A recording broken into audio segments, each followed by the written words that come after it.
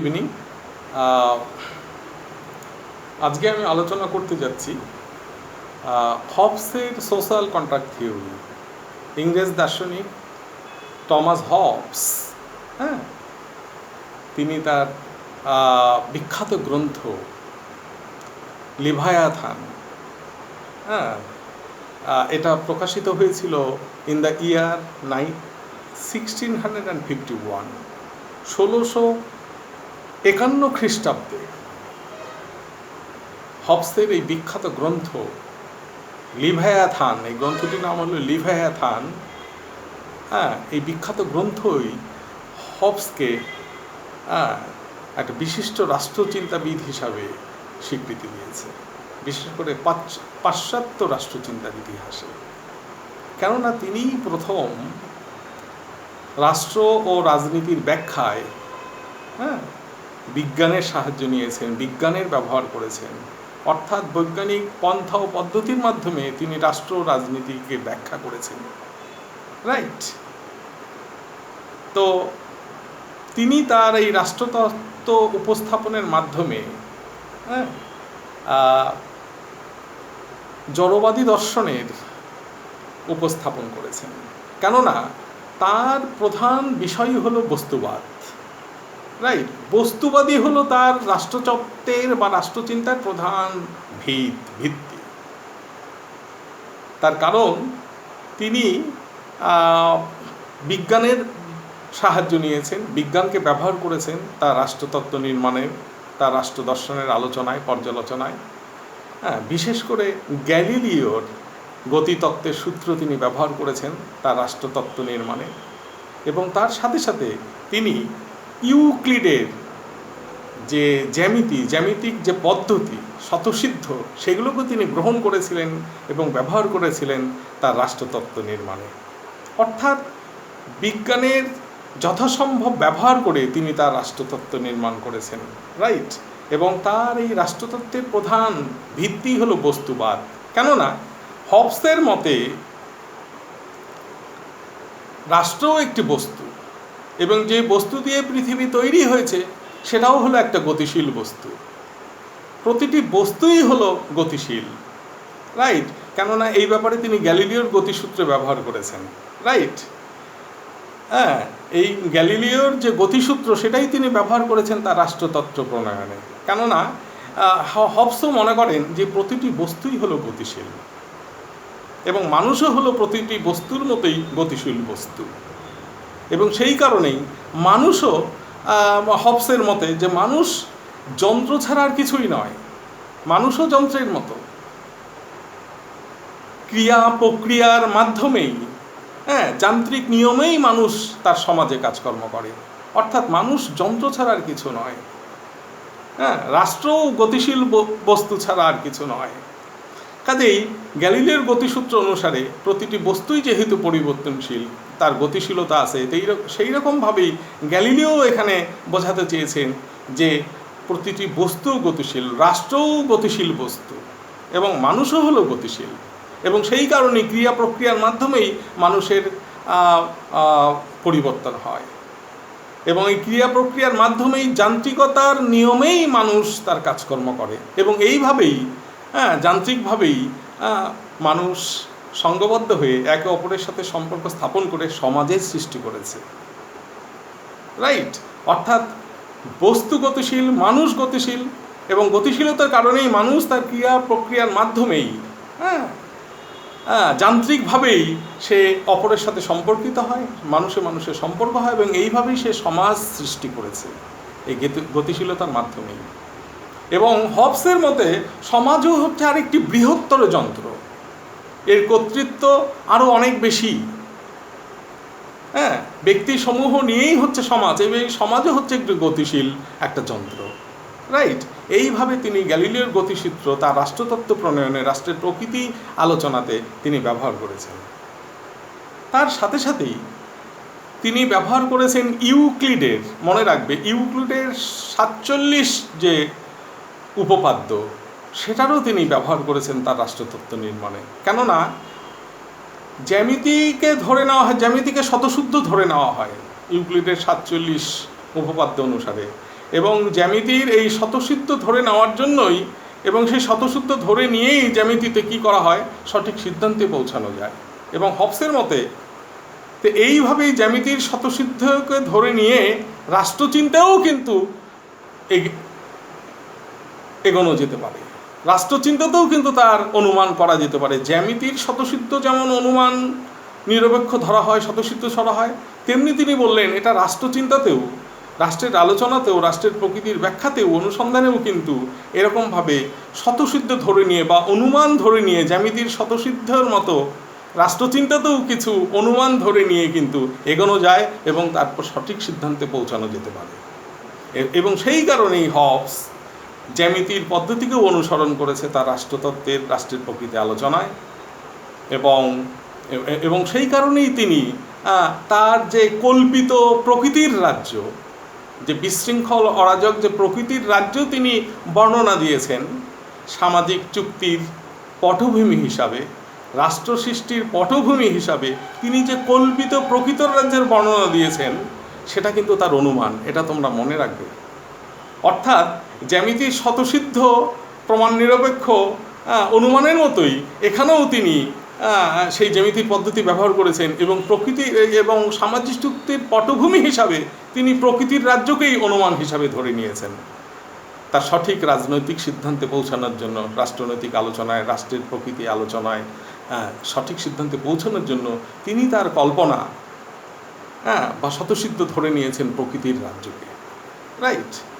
এবং তার হবসের মতে তার যে এই যে লিভিয়াথান গ্রন্থটির নাম, অর্থাৎ এটা লিভিয়াথান হচ্ছে এক রাষ্ট্রদানব, এক বৃহৎ আকার, এক বিশাল সার্বভৌম ক্ষমতা সম্পন্ন রাষ্ট্রের কথা এখানে বলেছেন, যেটা নাকি সৃষ্টি হয়েছে তার কল্পিত প্রকৃত রাজ্য থেকে সামাজিক চুক্তির মাধ্যমে।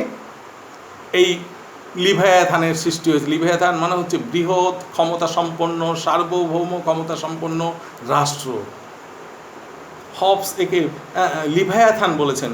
তোমাদেরকে একটু বলে রাখি, লিভিয়াথান হলো একটা Greek word, Hebrew word, Hebrew একটা শব্দ ওয়ার্ড। এটা ওল্ড টেস্টামেন্টেও এর উল্লেখ পাওয়া যায়। এর আক্ষরিক অর্থ হলো বিশাল আকারের অতিকায় সামুদ্রিক জীব। অর্থাৎ হবস যে প্রকৃতির রাজ্যের বর্ণনা দিয়েছেন, যে কল্পিত প্রকৃত রাজ্যের বর্ণনা দিয়েছেন, সেখানকার মানুষের প্রকৃতি ছিল পশুবৎ, স্বার্থপর, লোভী, নিঃসঙ্গ, নিঃস্ব, পশুবৎ, লোভী। এই ছিল মানব প্রকৃতি প্রকৃতির রাজ্যে যখন বসবাস করত তার কল্পনা অনুসারে, হবসের কল্পনা অনুসারে, কারণ তিনি এটাকে ধরে নিয়েছিলেন। অর্থাৎ প্রকৃতির রাজ্যে যে মানব প্রকৃতির যে বর্ণনা হবস দিয়েছেন তা ছিল অত্যন্ত লোভী, স্বার্থপর, পশুবৎ, নিষ্ঠুর প্রকৃতির। তার থেকে রেহাই পাওয়ার জন্য, নিষ্কৃতি পাওয়ার জন্যই মানুষ কি করেছে, হবসের বর্ণনা অনুযায়ী মানুষ মানুষের সাথে সম্পর্ক করেছে, মানুষ মানুষের সাথে চুক্তি করেছে। এই অরাজক বিশৃঙ্খল যে প্রকৃতির রাজ্য, যেখানে কোনো সমাজ ছিল না, যেখানে কোনো আইন ছিল না, যেখানে কোনো রাষ্ট্র ছিল না, কোনো রাজনৈতিক প্রতিষ্ঠান ছিল না, এই যে প্রকৃতির রাজ্যে বর্ণনা হবস দিয়েছেন, সেই অরাজকতা থেকে, বিশৃঙ্খলা থেকে মুক্তি পাওয়ার জন্যই, রেহাই পাওয়ার জন্যই হবস এই সামাজিক চুক্তির মাধ্যমে লিভিয়াথান অর্থাৎ বৃহৎ শক্তিশালী রাষ্ট্রের কথা ভেবেছেন। অর্থাৎ মানুষ যখন অসহায় হয়ে পড়ল, এই প্রকৃতির রাজ্যে যখন একে অপরের সাথে ঝগড়াঝাটি করে কাটাতো, একে অপরের সাথে যুদ্ধে লিপ্ত থাকতো, একে অপরের সাথে সংঘর্ষে লিপ্ত থাকতো, কেননা তখন ছিল ক্ষমতার প্রতিদ্বন্দ্বিতা, গৌরবের প্রতিদ্বন্দ্বিতা। এবং এই অসহায় অবস্থা, এই অরাজক বিশৃঙ্খল অবস্থা থেকে মানুষ যখন দেখলো তার জীবন বাঁচানোই হচ্ছে দায়, অর্থাৎ তার নিরাপত্তা রক্ষার জন্যই, শান্তি প্রতিষ্ঠার জন্যই মানুষ কী করলো, তখন সংঘবদ্ধ হয়ে সমাজে চুক্তিবদ্ধে আবদ্ধ হলো, চুক্তি তারা সম্পাদন করলো। এবং এই সামাজিক চুক্তির ফলেই সৃষ্টি হলো লিভিয়াথান, অর্থাৎ এক বৃহৎ আকার সার্বভৌম ক্ষমতা সম্পন্ন অতি শক্তিশালী রাষ্ট্র, যাকে বলা হয়েছে লিভিয়াথান, যাকে হবস তুলনা করেছেন সামুদ্রিক দৈত্যের সাথে বা সামুদ্রিক জীবের সাথে। বৃহৎ আকার, বৃহৎ ক্ষমতা সম্পন্ন এই রাষ্ট্রের উৎপত্তির কথা হবস বলেছেন যে এটা হলো প্রথমে প্রকৃতির রাজ্য, যেখানে অন্ধকার, অরাজকতা, বিশৃঙ্খলা, এবং তার থেকে মুক্তি পাওয়ার জন্যই মানুষ কী করলো? ঐক্যবদ্ধ হয়ে সমাজে চুক্তি করে সমস্ত ক্ষমতা তারা, তাদের প্রত্যেকের সমস্ত ক্ষমতা তারা কোনো একজন নির্দিষ্ট ব্যক্তি বা ব্যক্তি সংসদের হাতে তাদের সমস্ত ক্ষমতা সমর্পণ করে দিল।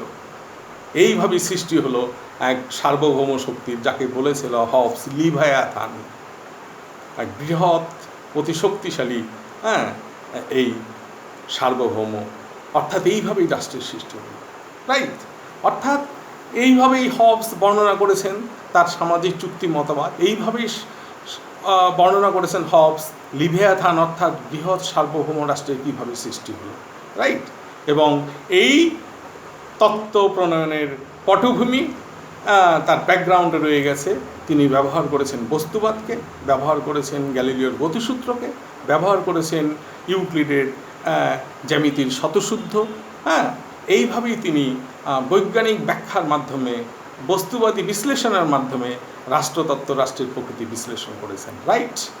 তো এই পয়েন্টটা মনে রাখতে হবে।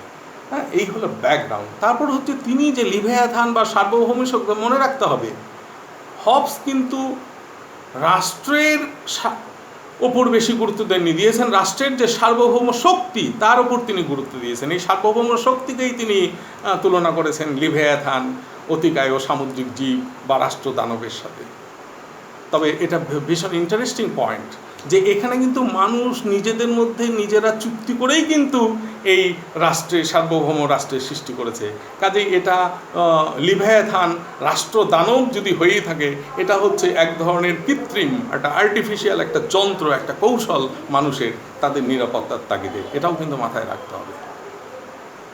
এবং এটাও খুব ইন্টারেস্টিং যে হবসের আগে পর্যন্ত দীর্ঘদিন কিন্তু একটা পূর্ণাঙ্গ রাষ্ট্রতত্ত্ব কেউ কিন্তু রাষ্ট্রতত্ত্ব এবং যে মৌলিক সমস্যাসমূহ রাজনীতি, সেটা নিয়ে কিন্তু আলোচনা করা হয়নি, রাইট? এবং অ্যারিস্টটলই একমাত্র তার পূর্বসূরি যিনি তার রাষ্ট্রতত্ত্বের উপস্থাপন করেছিলেন, রাষ্ট্রের প্রকৃতি নিয়ে বর্ণনা দিয়েছিলেন, আদর্শ বলেছিলেন,